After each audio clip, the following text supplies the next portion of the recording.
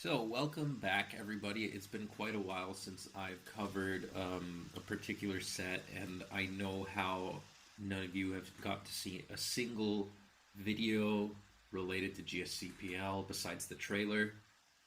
I haven't covered UU Snake Draft. I haven't covered a bunch of different tournaments, even involving OU. And I haven't been covering SPL either, just because I have so much going on in my life. Maybe down the line, I might do one of the playoff games, but no promises, just because of how things are. And I've actually been having a couple of other things that are overdue, like this particular set that I want to talk about. It's been 3 years, as you might see here. Actually, no, you can't see it, but this is 2019 set, and it involves a tournament that is often overlooked. It's the Past Generation Championships, and it's the finals between BKC and Pohjis. Now, this particular set struck a chord with me, and I think that it's perhaps one of my favorite sets of GSC, hands down. You might be thinking that I'm just throwing some big name on the screen just for the sake of viewership, but I really view the two players highly, and that should go without saying that they're both really skilled, Pohjis and BKC, both being invited to the GSC Invitational. BKC having had his reasons not to come, that's fine. But that doesn't change the fact that he, even to this day, continues to play on a level that's a step above the rest. And Pohjis, for the record, is the man who some of you spectators out there already know to have won the GSC Winter Seasonal back in 2021. But on this time machine, we're going back to 2019, where he was still somewhat less of a known name, at least as far as the GSC scene is concerned. Now, I'd say enough with the preambles. I just really want to get into this because it's been such a long time and I never really got around to talking about this set. And I'm sure that if you pay attention to some of the things that are out there, you'll notice some really interesting plays. So I'm going to try and be very detailed with my analysis going into this.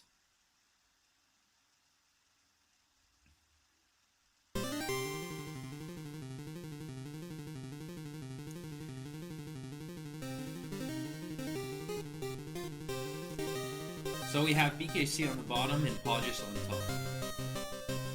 And to start it off, we have a Cloister lead versus Zapdos. So it's been a while since I saw this set from the start, but this first game is definitely going to be one of the most interesting ones, at least as far as I remember. Cloister lead is usually an indicator, especially if you're share the same school of thought as BKC, that you have some sort of Raikou in the back, and in some very exceptional cases, you might have a Blissey. The reason being, Zapdos leads and electric leads in general are too common for Cloister to just come in freely, but Cloister does have some sort of advantage on the lax, so it warrants being first sometimes. But you can't just expect to have Cloister in the lead if your only Zapdos answer is going to be something like, say, Steelix or Snorlax. I don't know. It's a lot safer to have a Cloister lead if you have Raikou. Just because it can sponge all hits, not just Thunder, but also the hidden power, any variation of hidden power. Now, I'm not saying that BKC has a Blissey, because that doesn't sound very likely. Sorry, I have a bit of a cold, but in comes Fori, and Forretress is a pretty good option. So Pohjis going with a movement like a switch in a predicted fashion. I would call Pohjis' move a prediction, expecting something like Snorlax to come in, or at the very worst, a Steelix or something like that. Now, considering that we see Raikou and Cloyster. That isn't all too common, but it's not unheard of. So Raikou, if it has Thunder, has a chance to 2-hit KO Ori, so Pohjis does have to be wary of that. That said, if Pohjis can get the spikes off on this very first turn, it'll be a huge advantage for him, as long as he doesn't get crit O-code. And, yeah, there's even a chance to dodge. What else can be said about that? BKC also has to be wary of the fact that there's still this possibility that Pohjis could eventually choose to just explode. Right there, turn 2. Right now the turn indicator says it's still turn 1, but that's because I paused it right at the end of turn 1. This is turn 2. Ori could boom, and that would effectively open up the path for Zapdos, and maybe we'll see that further down the line. Now, in this position, it's not a bad idea for BKC to go for Thunder, as that would make things a little bit easier for Cloyster, but unfortunately he misses. So he's going to go to his Cloyster, as Pohjis goes to his Snorlax as a switch-in for the Raikou, but only after Ori laid the spikes. At this point, actually, I'm going to go just one turn back to before Cloyster lays those spikes. At this point here, you have to wonder, is the Cloyster going to use Toxic in response to a possible Curse-Lax? Is he going to lay those spikes? Now, with the fact that Pohjis has a probable Rapid Spinner, you'd be inclined to think that maybe Spikes isn't so valuable and it might be a lot better to go for Toxic. But there's always a slight chance that this Snorlax is lovely. Should that be the case, then they would effectively put out not only your Spiker of commission, but it also a potential Marowak check, or Vaporeon check, or any sort of slow sweeper. Cloyster's a good check to a lot of sweepers because of its ability to boom. And that Toxic isn't going to make much of a difference whether you use it first or after, but Spikes definitely will. Even if this is a Curse-Lax, it's not completely out of control. So the situation is still more than possible for BKC to handle, even after 1 or 2 curses. After all, we haven't seen any phaser from BKC, and you have to wonder if BKC's team has a Skarmory, or if it's instead some sort of boom offense, which I'm more inclined to think it is. So yeah, a boom offense team would probably have something along the lines of Golem or Steelix, and then maybe a Heracross, which is very commonly seen alongside, Cloyster and Raikou. But Cloyster isn't unheard of on stall. Pohjis manages to curse up, and with that Toxic, it's at a relatively low percent, but he also manages to put Cloyster possibly in range of a +1 double edge. I don't think so. And in comes BKC Steelix, which can pretty reliably come in even on a +1 EQ without too much to worry about. Of course, in the long run, that's going to be problematic. But for now, Steelix is still a threat. It can boom, or it can phase out the Snorlax. And we're going to see how Pohjis is going to respond to that, because he doesn't have a Cloyster to switch into here. And he could go to Zap, but that could also put Pohjis in this weird situation, because if BKC were to boom, and he does have Heracross, then Pohjis' only other answer to Heracross would be whatever he has in the back and Fortress, and that could be a gamble. So we do see Flamethrower from the Snorlax, and that's actually quite a key moment, and a good call from BKC to go for that Roar. While he does phase in the Tyranitar, I'll get to that in a second, but he manages to phase out the Snorlax in a pretty good percent. Because it's poison, first of all, the spikes are down, and it's not Sleep Talk, so it's not going to be able to come in anytime soon with knowing that it's going to heal all that HP back. It could even be Boom, I don't think so. That would be very unlikely. Very, very unlikely. But I'm actually going to put my money on the fact that it's rest. And I don't see many opportunities for this Snorlax to come in until Pohjis will be able to spin with his Fortress. So now we have to wonder as to what this Tyranitar can do, and it looks like this Tyranitar is going to be able to do a lot of damage depending on what its sets might be. It could have a lot of different moves. In 2019 as a year isn't really indicative of what types of move sets it could be.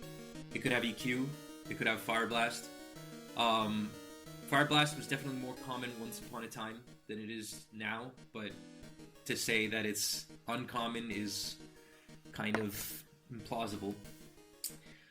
And yeah, I'm pretty much thinking that this Tyranitar is going to be the phaser on Pohjis' team, but I could be wrong about that, and we'll have to see. Now BKC is going to have to respond somehow, and I don't think he's going to be switching into Cloyster here, so we'll see what he brings in as he goes to Raikou. So the Raikou switches in on a Surf, so Surf isn't unheard of. Surf T-Tar is pretty good at taking out Golem, and I'll be honest with you guys, I've used Surf Snorlax to take out BKC's Golem once in a tournament match. Then he destroyed me, but, you know. I like to think that it was a smart choice, and it caught him off guard, so, I don't know. The Raikou switching in on Surf isn't going to catch him off guard. And we see Hidden Power Ice, doesn't deal super effective damage, but this definitely did, so the Surf probably lowered BKC's guard here, as now he's in a situation where he may be forced to use Rest on that T-Tar. And that's not going to look pretty, because T-Tar can click EQ again, take away about 60%. So it's not really going to be a huge... like, BKC definitely loses a lot of momentum off of this turn here. And with the spikes and everything, we see from the calc, or from the turn here, that Earthquake took about 60%. So it's going to be able to put Raikou in a range such that Zapdos can still be a threat, especially with those spikes down. So BKC's not going to have a very valuable answer to Zapdos down the line, especially since Steelix is already down to 41%. So how will he respond? He's probably going to click Rest, because he doesn't seem to have any other choice. But Pohjis might have gone a little bit hard on the prediction there and went for a Rock Slide. I wouldn't say a prediction, it's more of a blanket move. It still does a significant amount of damage to Raikou. And if this Raikou isn't Sleep Talk, it's still a very good play. In comes a Heracross, as Pohjis is going to go for that EQ. Heracross is a very good check to Tyranitar, probably able to, if not OHKO it, put it in a very dangerous range. And Heracross, it should be noted, is pretty reliably checked by Zapdos, but with the fact being that it is known for turning some situations entirely on their head if the Zapdos is an Whirlwind. And that's because, or T-Bolt, actually. That's because T-Bolt can reliably 3-hit KO Heracross, but Thunder can miss. And if Heracross manages to get a couple of curses, because the standard set is Curse, Rest, and Sleep Talk, and Mega Horn, then it can start dealing a lot of damage, especially if it manages to put Zapdos in a range where it's forced to use Rest and Sleep Talk. At that point, Thunder Rolls are going to be really, really dramatic. Even though it can 2-hit KO the Heracross, you really have to hope that every Thunder lands, and that you don't run out of PP. So Heracross can make things quite favorable, but I would probably say that BKC is going to Raikou here. I'm saying that with some sort of lag, but I meant to say that earlier. So Raikou in this position is in a fairly good spot, especially considering that we haven't seen any ground type yet, and since you cannot really make a prediction as to what a Raikou would do if it's Sleep Talk, bringing in a ground type isn't 100% safe here, as Hidden Power Ice can do a significant amount of chip damage. especially with the spikes down. Depending on what ground type you have, it can even be in range of the 2-hit KO with those spikes there, so gotta watch out for that.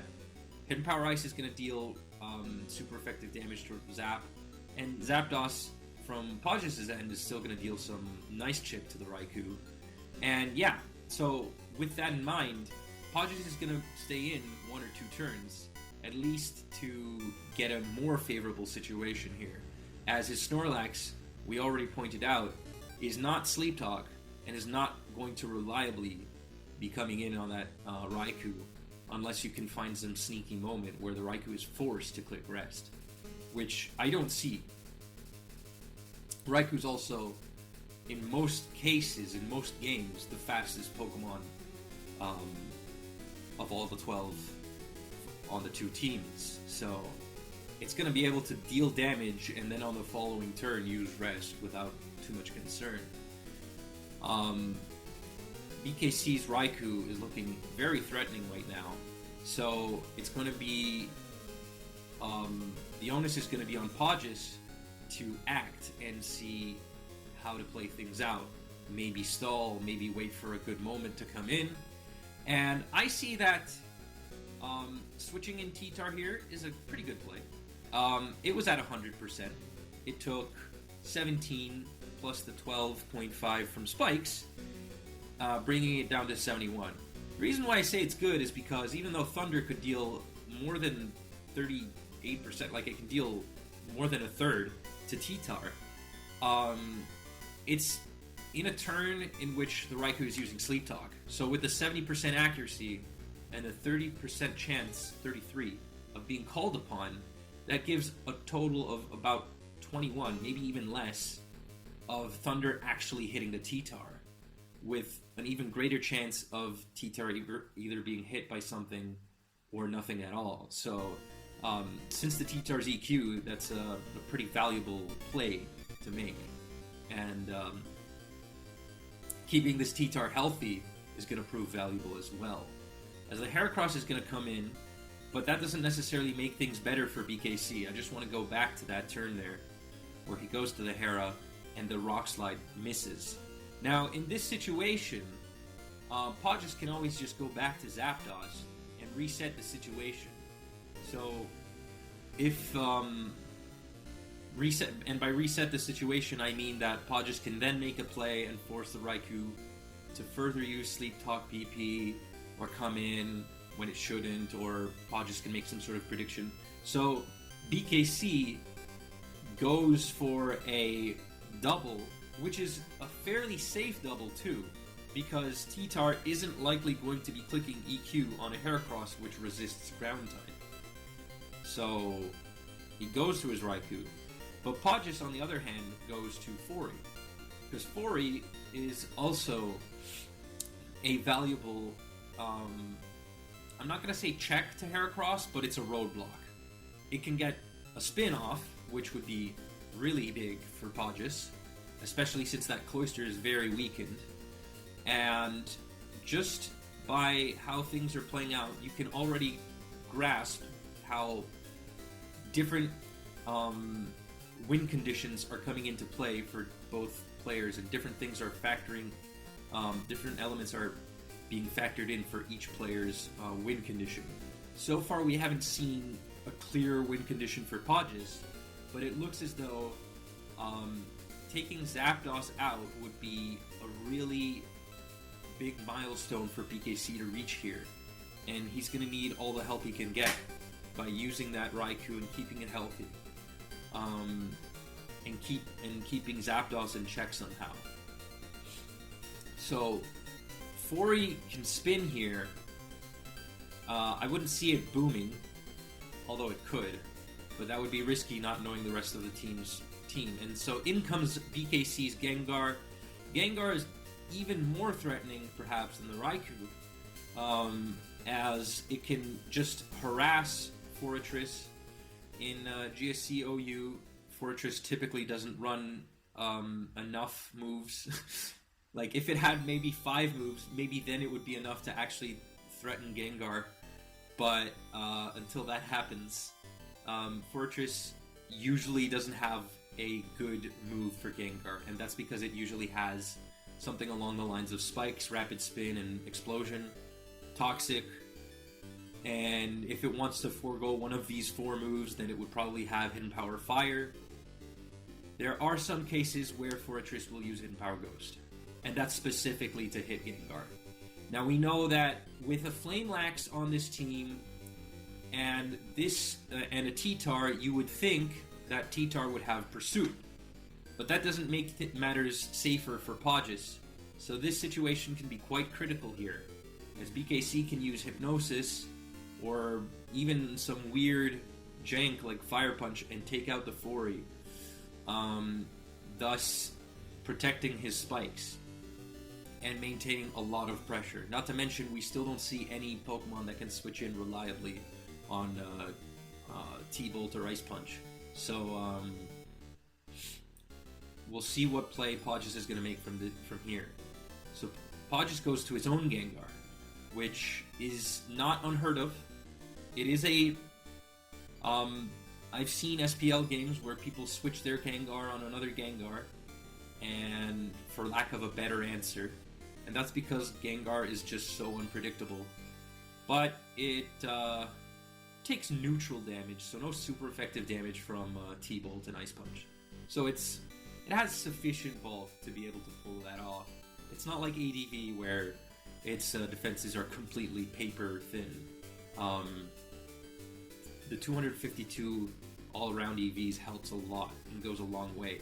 So Pohjis can feasibly win a couple of speed ties and perhaps put this Gengar in a range where the T-Tar can take care of it, and then Snorlax becomes a clear win condition for Pohjis, as Gengar's the only answer to Curse Flame Lax here. Well, only is a big word, but Pohjis does manage to get a crucial paralysis with the Thunder, increased chances there, dealing more damage to Gengar as well. And now the Gengar is definitely threatened by any incoming T-Tar, but instead Pohjis will go to his own Zapdos, as Zapdos now outspeeds Gengar and can fairly safely use Rest here, barring any situation where Raikou might get a crit. Pohjis instead is going to go to his T-Tar. So in this position, we now have it's now still fairly even. So we see 3 Heracross checks. I don't suspect the last one being another one. Instead, I would say that the last one might be a ground type on Pohjis' team, as we still haven't seen any electric resist. And yeah. So the Heracross is going to come in. Yeah, in turn, BKC doesn't have any good switch-ins for this T-Tar. Surf T-Tar is a threat to the entire team. So we have no true resist to all of the moves without also being threatened by something like Surf or EQ. And this is where we see the magic.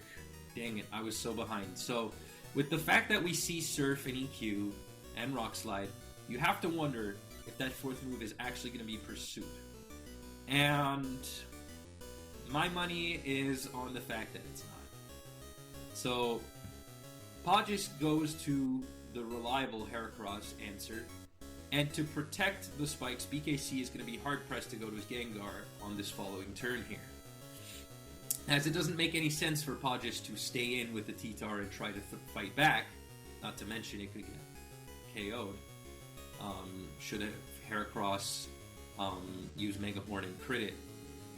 Now, Fortress using Spin would hard press BKC to get those spikes down again, and that would put him in another bad position where he would be forced to switch to his Raikou after Zapdos comes in for the nth time, or even Gengar.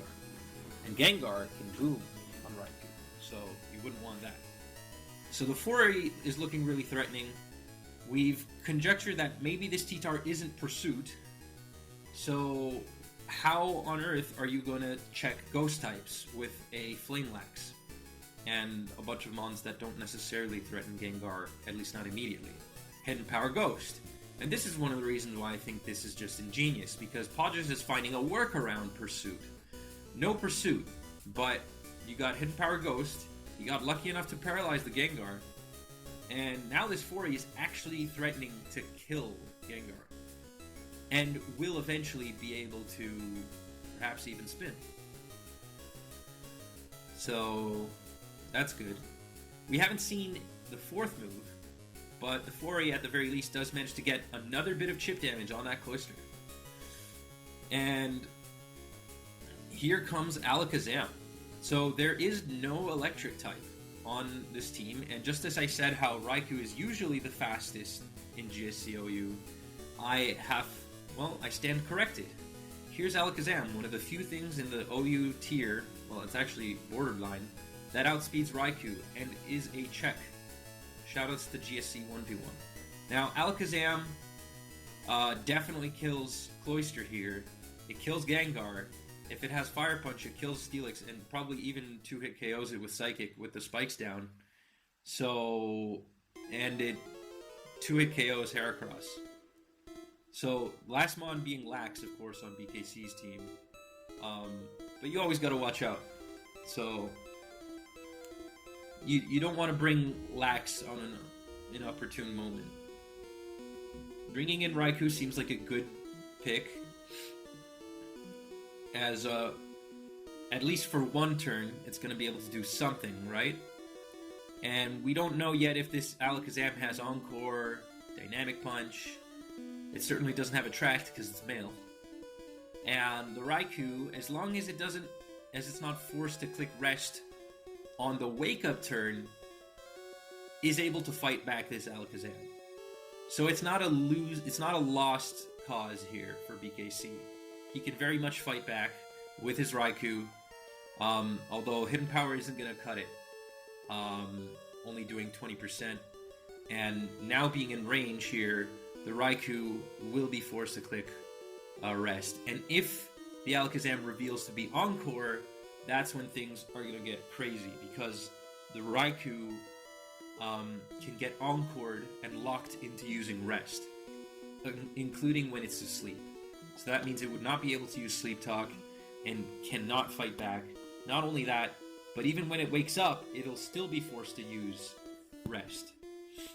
So it can never click anything else. In the meantime, Pohjis can continue to spam Psychic and fish for a Spadef drop. And you already saw that Psychic deals 32, 31%, even 33. So more than that, and it's in 3-hit KO range. So, yeah. So BKC is going to have to think on his feet, click Rest, and perhaps now would be the moment to switch to Snorlax. At least that's what I would put my money on. He instead decides to at least stay in for one more turn.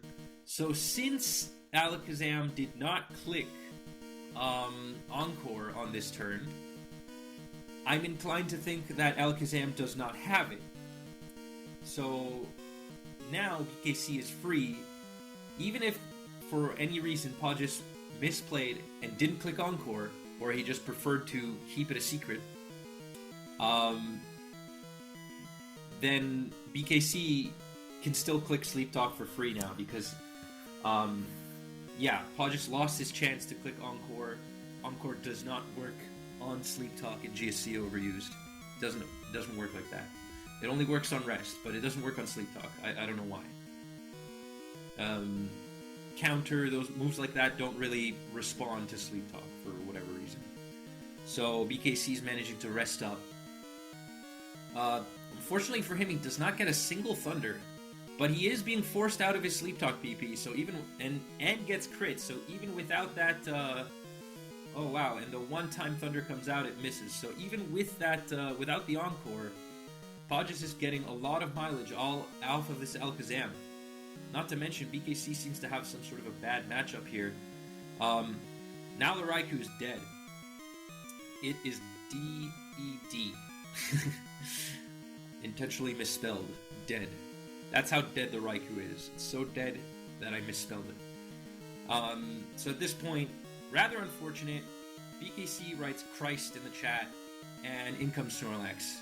So the Snorlax, I think, is Boomlax. So while it can take on this Alakazam, it's actually forced to.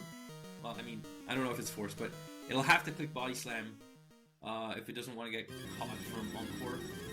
And well, it may have Curse and EQ, or maybe EQ and Fire Blast, and then the last is Self-Destruct.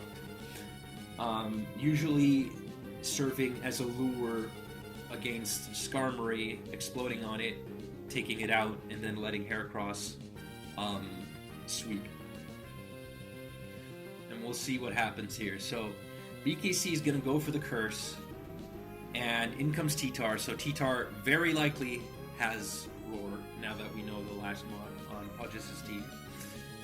And EQ dealing more than half to T-Tar. And unfortunately, T-Tar can't get a break because he phases in Heracross, so he's going to have to switch out right away.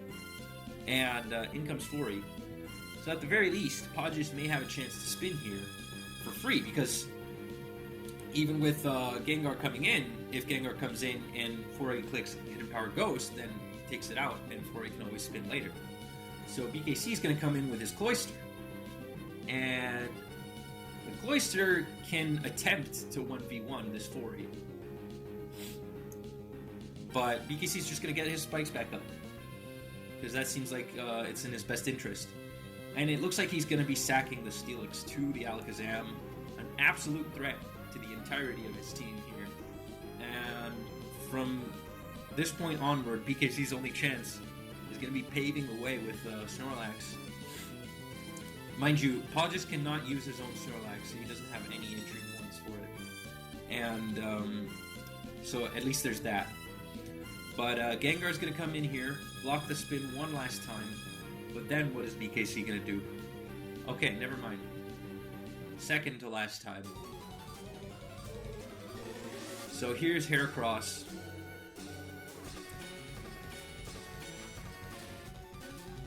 And the spikes are gone, but perhaps not for the last time.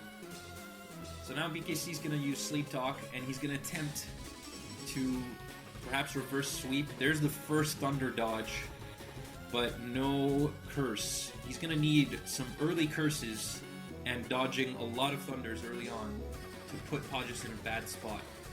As he manages to dodge 2 in a row, but he gets crit in the process. Oof. Tough break for BKC here. Okay, the Heracross is gone. Now Pohjis can really take out Cloyster and just boom on the Lax. There isn't really much for BKC to do at this point. The Lax isn't even Rest Talk. So,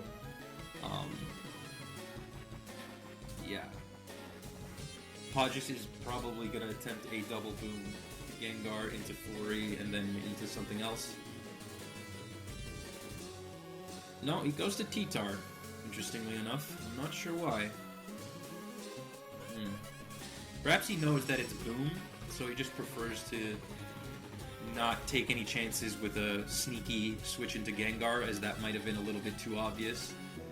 I actually agree with this play, now that I think about it. But unfortunately for him, T-Tar gets paralyzed.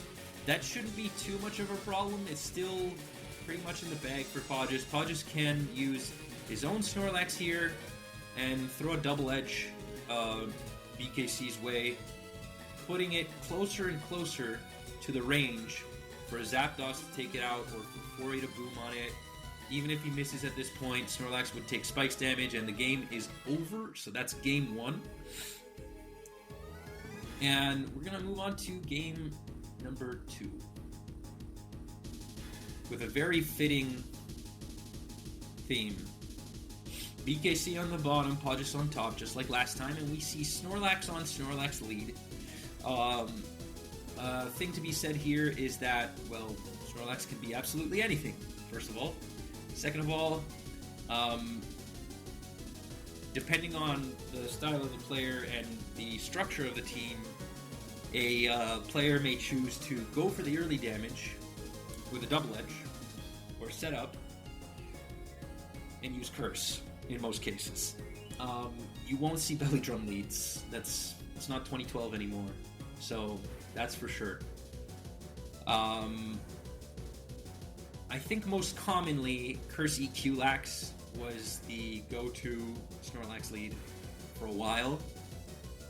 And yeah, we'll just go with return here. So we do see a return from BKC. I really hope that BKC's team, I don't remember game 2 from this set. I hope that BKC Snorlax isn't a belly drum, because I literally just said that it can't be belly drum lead, because belly drum lead is weird. So both players opt for damage. We do see return from BKC, interestingly enough, which deals quite a bit of damage without recoil. So we'll see that Pohjis' Snorlax is actually going to be the one with lower health, despite dealing the most damage, and that's due to the recoil. Snorlax is not only a bulky Pokemon, but one with a fuck ton of health, and recoil moves are deducted from the percentage inflicted. So the more percentage you take away from a Pokemon, the more is taken away from you. And Snorlax having a really high amount of HP is going to lose more HP. And also, so is Pohjis' double-edged Snorlax. So now, his Lax is in range. Both Laxes are in range, and I don't think Pohjis would want to risk losing his Lax, as they both go to their own Spiker, which is a pretty good call, should one of the other players choose to gamble on that speed tie and use rest. Now, Fori wins, typically wins the 1v1. The 1v1 is not repeated intercessions where Cloyster faces Fori. Usually in the long run, Fori could beat Cloyster by poisoning it and wearing it down.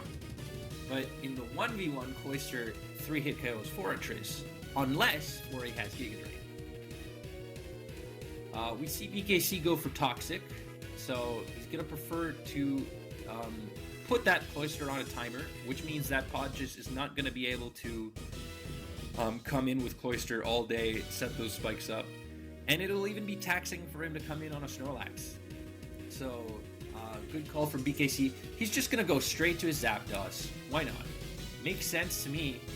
I wouldn't want to necessarily boom on Fori, especially if it can spin.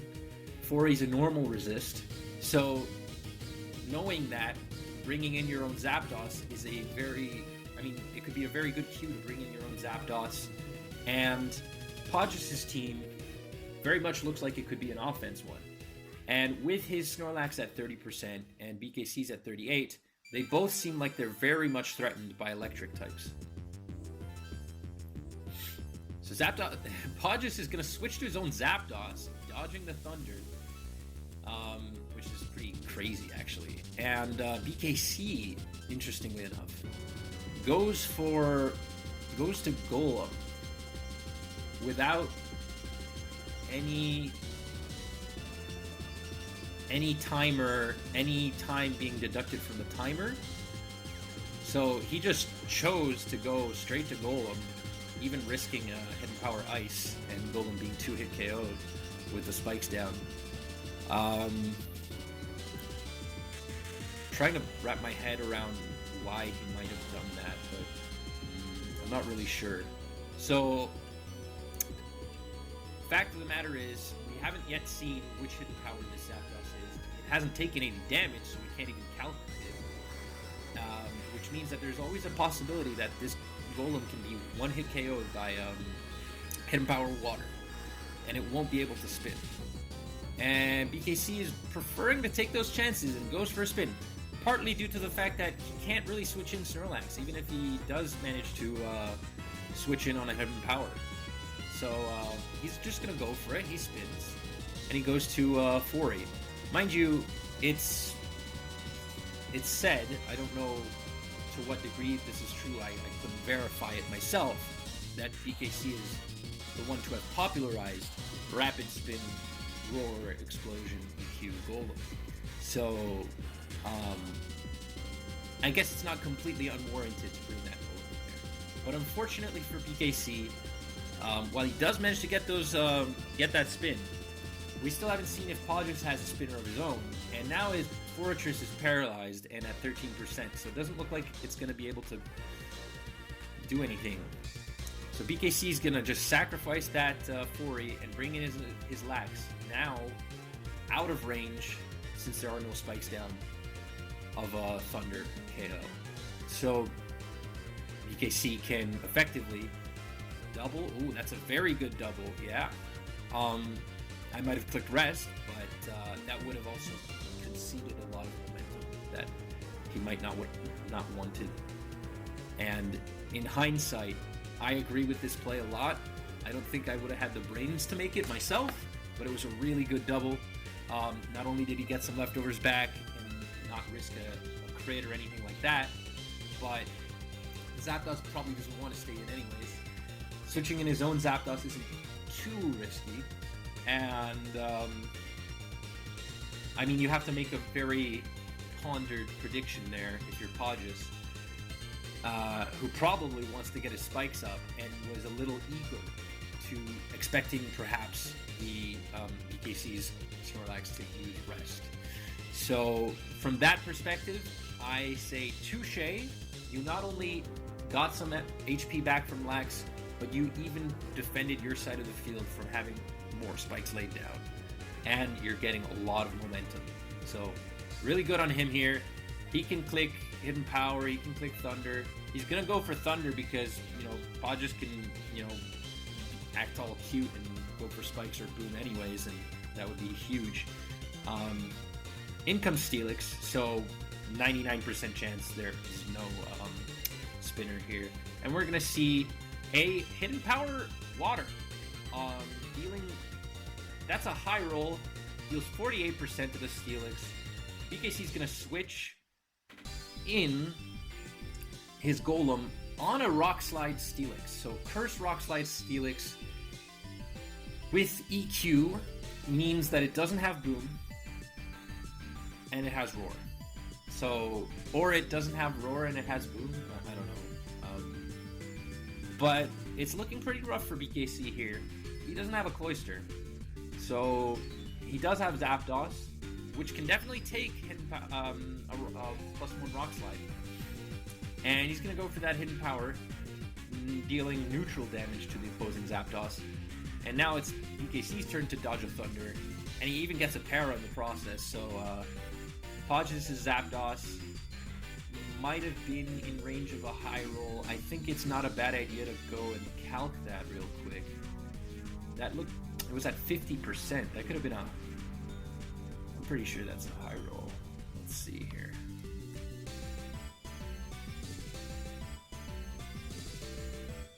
I'm pretty sure, especially from Zapdos Hidden Power Water, I don't think that the Hidden Power Water affects the special stat, but I'm gonna factor that in. Hidden Power Water does not have decreased special attack, so Thunder deals the same amount regardless of Hidden Power type. But yeah, it's an absolutely high roll, so I'm pretty impressed that BKC actually went for that. In this situation, I might have gone for Hidden Power. No, actually, not really, because Pohjis is definitely going to click Rest on that turn there, this one here. But it was also paralyzed, so there was a 25% chance that you would have just 2-hit KO'd the Zapdos anyways. I don't know. It seemed like it made sense, I guess. Now BKC's in a fairly okay spot. I meant just before they both exchanged Thunder blows, but now they're just trying to deal more damage to the other and winning a speed die here. You gotta love it when you see Zapdos on Zapdos actions. It's so high variance, but sometimes it's tedious and annoying, frustrating, sometimes for both players. So here the Snorlax might go for an attack. I say that because again, BKC would not necessarily want to concede all that much momentum there. Oof. I don't know. That Zapdos was in range of a Surf. I might have clicked Surf. You know, because you get... If BKC clicks Rest with Snorlax, you can always spike the turn after that. Golem can't come in. And BKC might be predicting a boom and going to Golem, so you still catch Golem. You still catch the normal resist.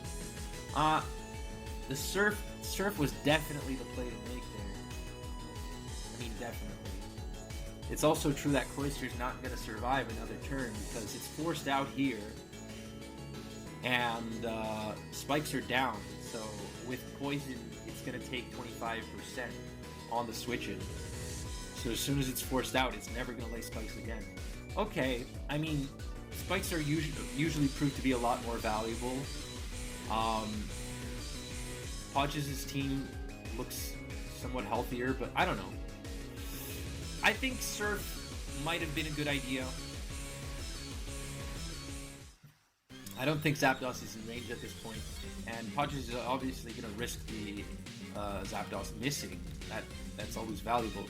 But with that in mind, even with the Zapdos taking out the Cloyster, in comes Jinx, which makes me think that in the back, he probably has one more Mon that is involved with speed control, or he could even have something like a Vaporeon and it's like a Growth Pass team. I don't think so.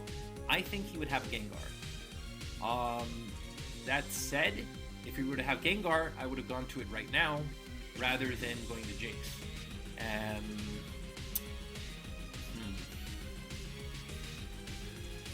I'm not sure.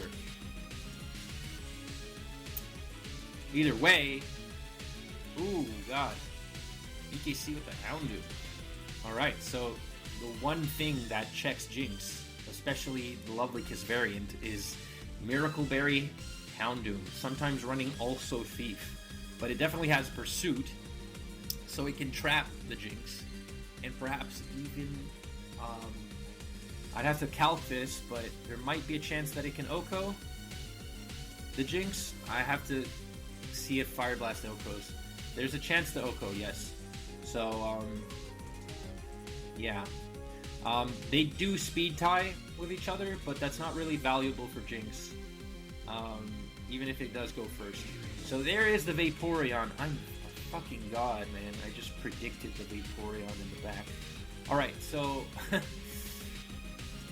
dealing a crit to the Vaporeon, 30% with those spikes, putting Vaporeon already in a pretty bad spot where it can't just expect to use Growth for free anymore, because if this Houndoom has Crunch, then it could put Vaporeon in a really crappy spot. This is almost 100%. It's Growth Pass. Well, not 100%. I guess there's a chance that it could also be Sleep Talk. But in comes BKC's Machamp, which does not outspeed Vaporeon. We see Hydro Pump, which is a very strong indicator of Vaporeon being Growth, as after one Growth, it's able to 3-hit KO Snorlax, which is awesome. Or maybe even better. And Machamp takes a truckload of damage. Fuckload, truckload. You choose your system if it's metric or not. I don't really care. Machamp here. Man, this music fucking sucks. Anyways, Machamp does not get the crit on Zap. Takes a lot of damage. And fortunately for BKC, does manage to land that Rock Slide and be just out of range. So if Pohjis were to take out the Machamp, then Houndoom would come in directly. That's the only answer besides Zap. So Jinx is going to have to waste a Lovely Kiss on an already dying Machamp so as to use Sub on the following turn or switch. We'll see what Pohjis will opt to do. Maybe he doesn't want to get pursued here. He's going to go for Ice Beam instead. And he's going to take his chances here as... oh! I said Miracle Berry Houndoom, but it turns out that this Houndoom is actually leftovers. So, BKC playing the good and patient game with his Houndoom. It pretty much, I don't want to say it sweeps, but it definitely OHKOs Steelix. It took out the Snorlax, it checks Jinx, and Vaporeon cannot take on Snorlax and Zapdos together. So BKC is going to go to his Golem as a sack and then switch to Zapdos. So he has to watch out here. But he's going to go for a Thunder.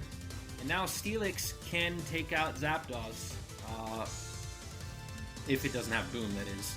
I mean, if it has Boom. But no, never mind. He's just going to pivot to Jinx as BKC goes back to his Houndoom. Houndoom may try to Pursuit here, as he does just that. And now it's a sort of, it's not so much a war of attrition as it is a war of momentum. So whoever makes the better play wins here. Yeah.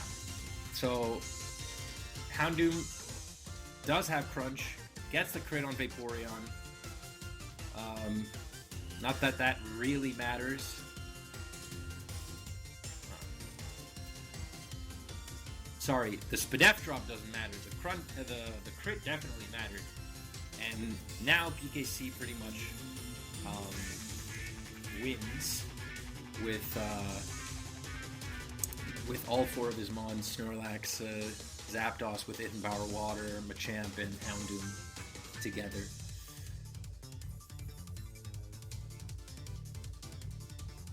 And I may take a moment, so now Pohjis lost.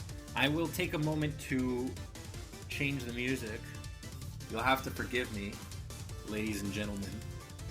And we've already been an hour into this, but yeah.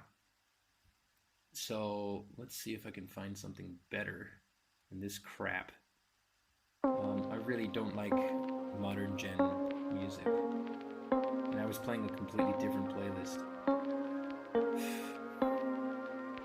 You know what? I might go mute. I'll go mute, and I'll just change the music in post. So, on to game 3. Reminding you guys that this is the finals. The winner takes a ribbon home and gets gloating rights for it the entirety of the following year, saying, I won the tournament of tournaments in GSC OU I've. I won best of 3 against all of the best top 16 placing players in the year. So 1-1, BKC needing no introduction, of course, and Pohjis, one of the up and coming players in GSC 2019 at the very least. Now, more than up and coming, I'd say he's very much a established threat to look out for. So down to the last game. My oh my, what'll happen here? So if I remembered little about the last game, then I probably don't remember anything about this one. So from each player, we saw a different lead each time. From BKC, we saw Cloyster in the first one, Snorlax in the second, and Zapdos in the third. Whereas from Pohjis, we saw Zapdos, Lax, and now we have Exeggutor. And this is a very fun interaction. Boom offense, or at the very least, you have some Exeggutor lead that can explode on Zapdos turn 1, and then we'll see whatever there is in the back. Could be a sweeper that probably wants to see Zapdos, along with a bunch of other Pokemon out of the way, including water types. That's why Exeggutor is there. Not to mention that Exeggutor pairs pretty well with a lot of ground types, including Steelix, as they both resist or take neutral or less damage from one or the other variant of Zapdos, be it Hidden Power Ice or Hidden Power Water. And yeah, so BKC may not want to get his Zapdos paralyzed on turn 1. Instead, it could also just turn out to be that Exeggutor is not not a Stun Spore variant, and it is instead a Sleep Talk variant, Sleep Powder variant. But enough with the conjectures. Let's get into it. So we see a Eggy Raikou team. The only time I've seen something like that was, again, Raikou plus a lot of Boommons usually hints at a Heracross in the back because reasons. Now, BKC probably has, well, he could have anything ranging from a double electric team to a team that has Zapdos plus a ground type and Snorlax, or a Sleep Talk Snorlax, and etc., etc. So there isn't really much conjecture to be made here, except for the fact that Pohjis is probably going to spam the hell out of Thunder. Yeah, because he wants to get some paralysis. I see these two Mons, and I think paralysis spread. That's what I think. So it could even be Marowak, I guess, in the back. Steelix comes in, which is a cue for Eggy to come in, so BKC is going to double right back. And BKC gets some opportunities to deal some chip damage, and he's going to stay in to scout for either Hidden Power Ice or Water, as he reveals that the Raikou is, in fact, Hidden Power Ice. Although, it's also true that he may have found that out already with the damage calculations on the Raikou, as Hidden Power Water Raikou has less bulk. But enough stating the obvious here. I'm going to bore you guys out of your minds.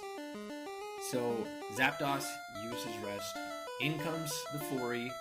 Fori seeming like sometimes an aggressive move to make when you bring it in on Electric. Since, again, I repeat that it can get 2-hit KO'd. Just because it can survive one Thunder doesn't necessarily mean it's always safe to go and do that. But nonetheless, Pohjis goes for that spike, and he's going to switch straight to Raikou. We still don't know if BKC has a spinner, so it's probably in his right mind to just preserve that Fori and save it for a better moment to explode. And it looks like BKC doesn't have too many good options to respond, as switching into Steelix would imply exposing yourself to Exeggutor or whatever else might even be in the back. Exeggutor resists Earthquake. So BKC's gonna take some risks here, take a lot of chip. Mind you, with Thunder paired alongside Hidden Power Ice, pretty much every single time Raikou lands a hit, he's putting that Zap in a somewhat of a 3-hit KO range. Like Hidden Power Ice, sometimes 3-hit KOs. Thunder always does. So if you pair something that sometimes does with something that always does, you get something that always does. So, Steelix and Eggy, just as predicted here.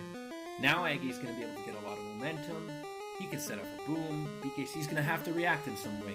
Does he have a second Sleep Talker? We're going to find out right here as BKC goes to... Okay. I was not paying attention. It's not every day that you see Thief Eggy. Let that be known.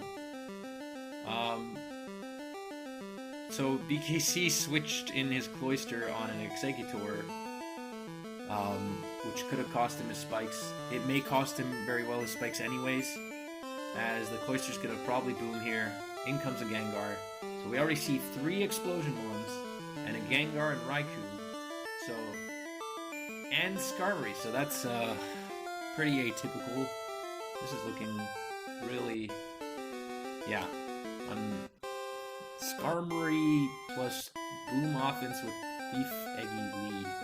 Okay, I'm getting mixed feelings out of this. Zapdos switching in on the Eggy.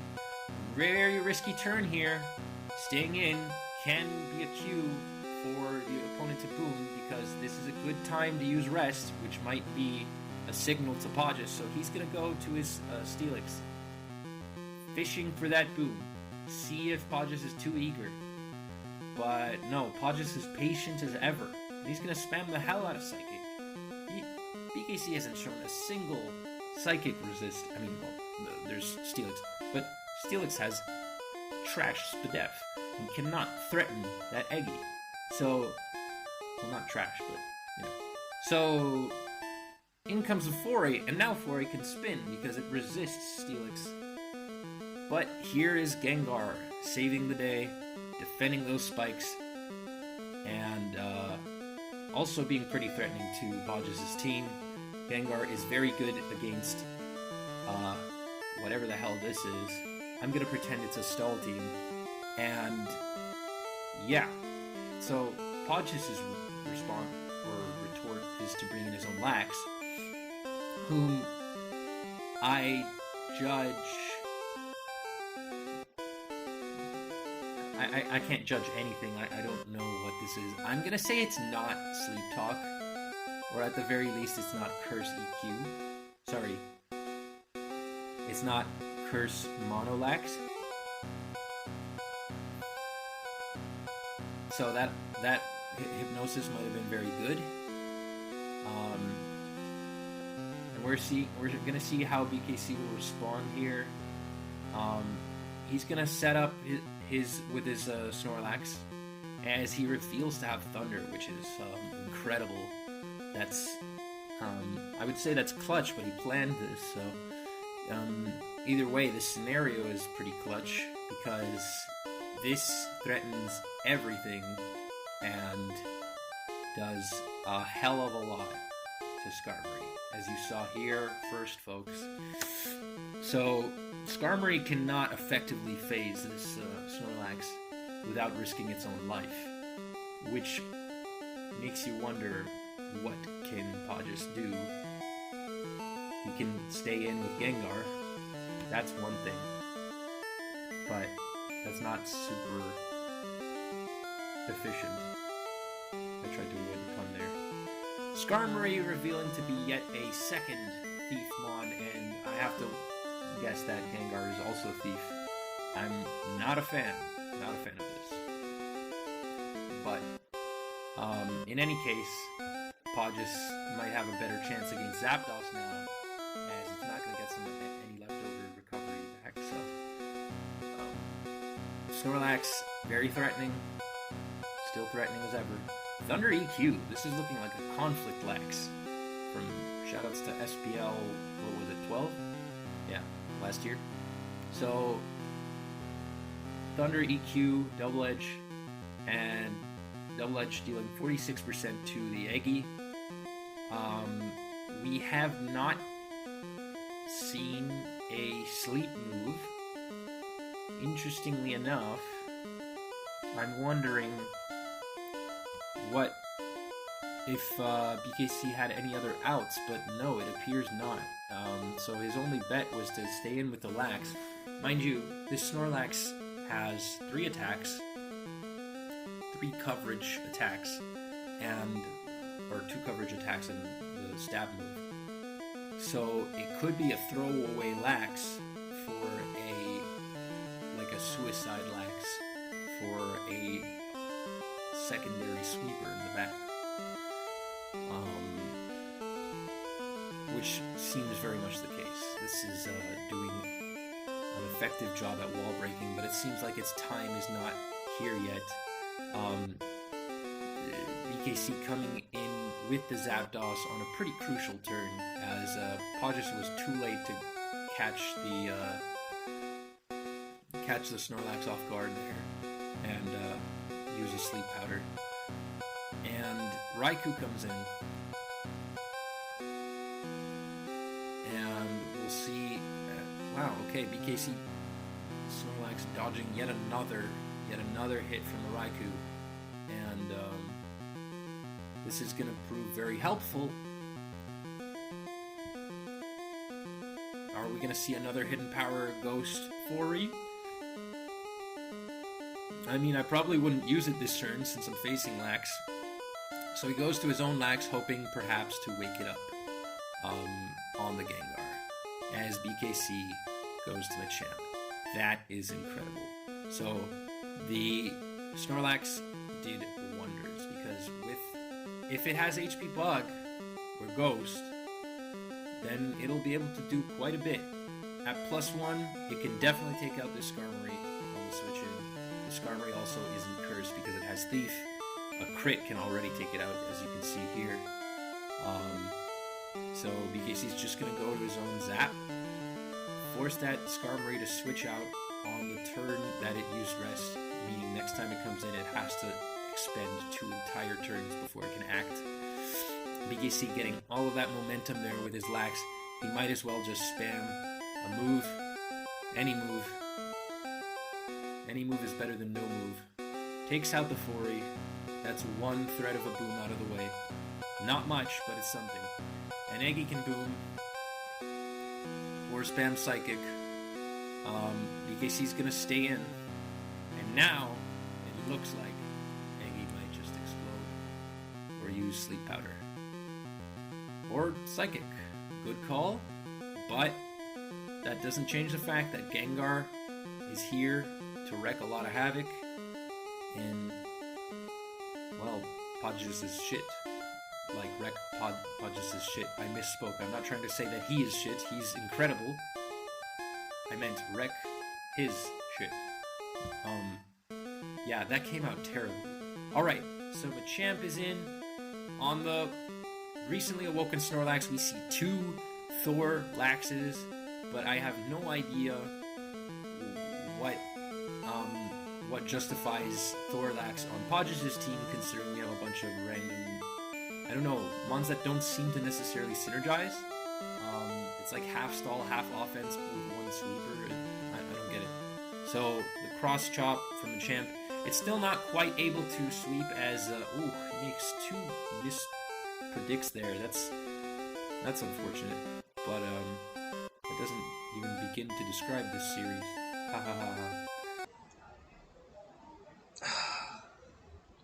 Okay.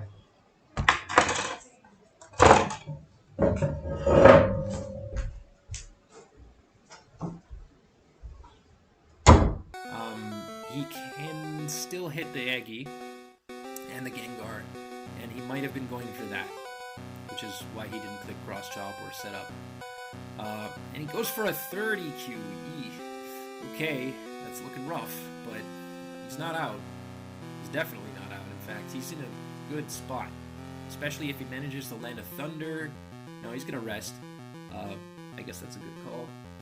This Snorlax is, if it's double edge, it is double edge. It's gonna look quite threatening, but BKC can always go to a very healthy Gengar should things start to go south.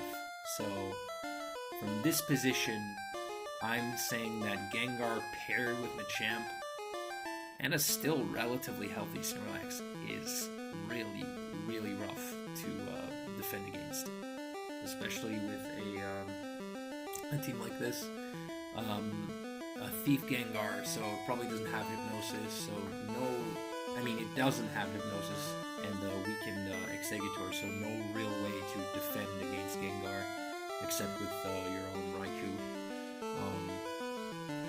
Yeah, so looks really rough here.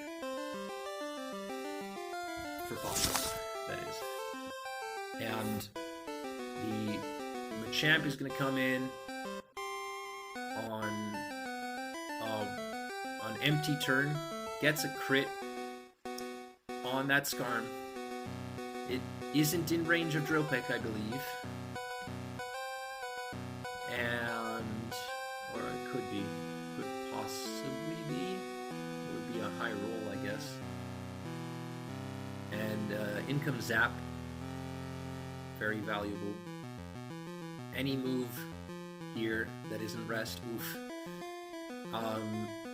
BKC can make the call and go to Gengar, dodging the boom. No, instead he decides to stay in. Gets a crit on the Raikou. Oh my. Is this plot armor? In comes Machamp. One more shot to land some really, really heavy hits. Is he gonna get a crit? Yes, he gets a crit on the Skarm. And now, well, this Machamp has 5 more cross chops. Gets another crit. Damn. Alright. At this point, the Gengar cannot even take out the Machamp without exploding. He Yeah, so he gets taken out with EQ and loses. And that's it. And that's how the story ends. I do hope that you guys enjoyed this hour-long set. Oh my god. It wasn't that long. It's just that I had a lot to say. And I hope that down the line, you guys may pick up some of the other, I don't know, the other games from this tournament. You know, have a look at it if you haven't. Of course, if you have, then not much else to say, except thanks for watching. So, until next time.